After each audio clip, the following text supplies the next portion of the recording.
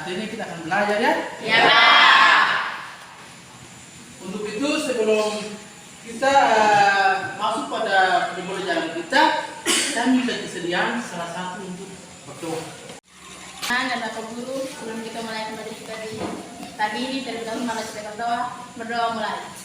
Imelda Watapura. Hadir Pak. Lisa. Saya akan putarkan sebuah video dan Anda diminta mencermati video tersebut, lalu memberikan tanggapan terhadap video tersebut. Kira-kira video tersebut apa yang ada di dalam video tersebut?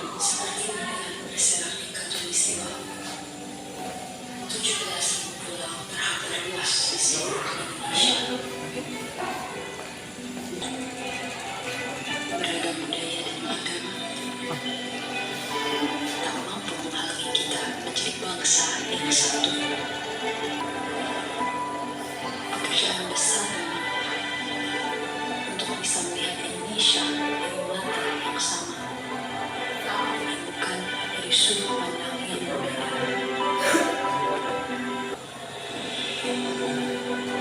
Tetapi ini Indonesia, tanah kaya yang masyhur akan perbedaan dan keramahannya. Tanah lahirnya masyarakat yang terbuka dan memiliki daya juang tinggi. Cukuplah Indonesia diikat dan dirajut oleh Pancasila yang di bawah naungannya hidup kita damai dan tentram selama berpuluh tahun. Mari beri Pancasila roh yang hidup, yang bineka tunggal ika, yang walaupun berbeda kita tetap satu. Bineka tunggal ika. Menurut Anda apa yang ada di video tersebut? Perbedaan suku. Ada lagi? Agama. Ya, sangat bagus. Budaya dan sebagainya. Ya, dengan demikian bahwa adanya perbedaan suku, agama, budaya, maka pelajaran yang kita bahas hari ini adalah tentang multikultural. Dengan kompetensi dasar, kita lihat pada 3.2 menganalisis nilai-nilai multikultural. 4.2 memuat proyek yang berkaitan dengan kehidupan multikultural. Tujuan pembelajaran kita di saat ini, yang pertama, menjelaskan pengertian multikulturalisme. Yang kedua, menguraikan masyarakat multikultural. Yang ketiga, merumuskan masyarakat multikultural Indonesia. Yang keempat, menjelaskan apa kata Alkitab mengenai multikulturalisme. Poin yang pertama yaitu pengertian multikulturalisme. Apa itu multikulturalisme? Atau multikultural? Ada bisa jawab? Ya. Multikulturalisme atau kemanjukan budaya adalah sebuah ideologi yang mengakui dan menggabungkan perbedaan. Perbedaan antara individu yang satu dengan individu yang lain, perbedaan antara nilai-nilai sosial, perbedaan antara budaya, adat, perbedaan antara agama. Ya, kita lanjut. Kita lihat bahwa secara sederhana dikatakan bahwa masyarakat multikultural adalah suatu masyarakat di mana di dalamnya terdapat beraneka ragam macam suku, agama, ras dan sebagainya. Ras adalah pengelompokan manusia secara dilihat dari ciri-ciri lahiriah yang sama. Ya, yang berikut kita lihat bahwa ada beberapa pendapat tentang para ahli tentang multikulturalisme. Kita lihat bahwa yang pertama, multikulturalisme adalah sebuah ideologi yang mengakui dan menggabungkan perbedaan dalam kesudarajatan, baik secara individual maupun secara kebudayaan. Yang kedua, multikulturalisme merupakan suatu gagasan untuk mengatur keberagaman dengan prinsip-prinsip dasar, pengakuan, dan keberagaman itu sendiri. Kita lompat lagi bahwa multikulturalisme pada dasarnya adalah pandangan dunia yang kemudian dapat diterjemahkan dalam berbagai kebijakan kebudayaan yang menekankan tentang penerimaan terhadap pluralitas, keagamaan, pluralitas, dan multikultural yang terdapat dalam kehidupan masyarakat. Kita lihat bahwa multikulturalisme dapat juga dipahami sebagai pandangan dunia yang kemudian diberikan dalam sejarah politik. Mengacu pada beberapa pendapat tadi, bahwa multikulturalisme mencakup gagasan, cara pandang, kebijakan, sikap dan tindakan oleh masyarakat suatu negara yang masyarakatnya beragam dari segi etnis, budaya, agama, kelas sosial, gaya hidup, dan sebagainya. Ya, dengan demikian saya akan bagikan kita dalam 3 kelompok. Kelompok pertama, kelompok kedua, kelompok ketiga. Ayo, dulu berkelompok. Ada 3 kelompok. Kelompok 1 membahas tentang masyarakat multikultural. Kelompok 2 membahas tentang masyarakat multikultural Indonesia. Dan kelompok 3 membahas tentang ayat Alkitab mengenai multikulturalisme.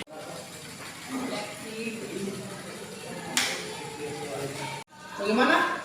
Kita bisa langsung presentasi? Bisa, Pak. Ya, kalau begitu kita langsung saja untuk kelompok 1. Akan mempresentasikan hasil diskusi kami. Menurut kami kelompok 1, ayat-ayat yang berkaitan dengan multikultural adalah 1. Masyarakat multikultural adalah suatu masyarakat di mana dalamnya terdapat beraneka ragam bentuk budaya yang dapat dilihat dari perbedaan suku bangsa, agama, ras, dan yang lainnya. 2. Dalam masyarakat multikultural, orang hidup berdampingan satu sama lain dalam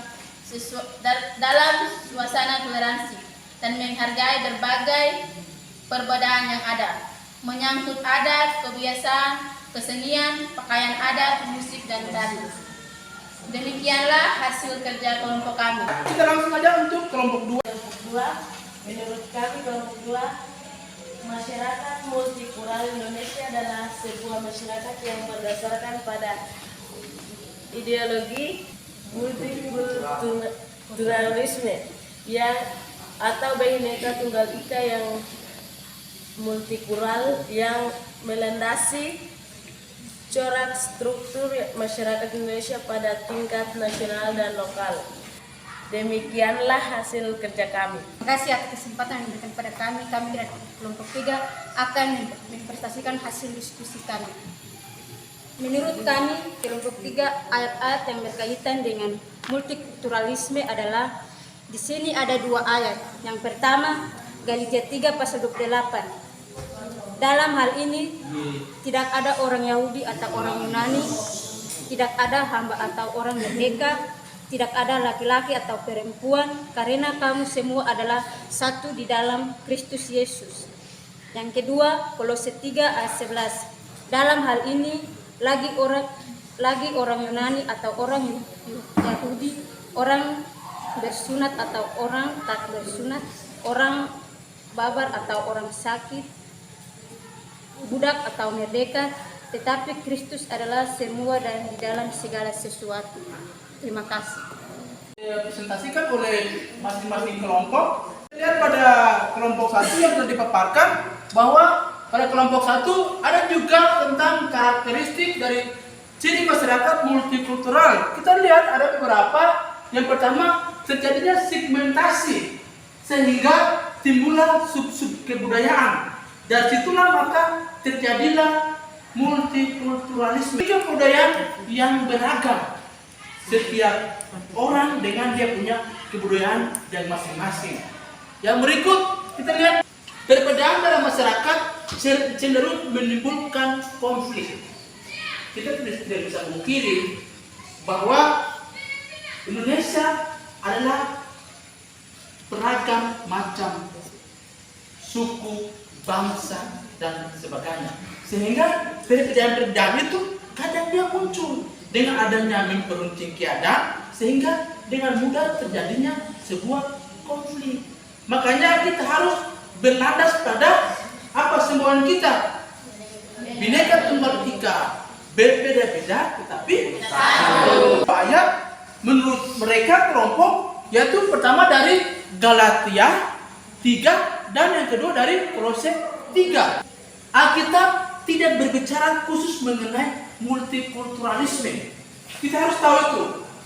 Kita lihat bahwa multikulturalisme namun dalam kaitannya dengan Alkitab dia berbicara tentang kasih, dia berbicara tentang kebaikan, kesetaraan, keselamatan bagi setiap atau bagi semua manusia.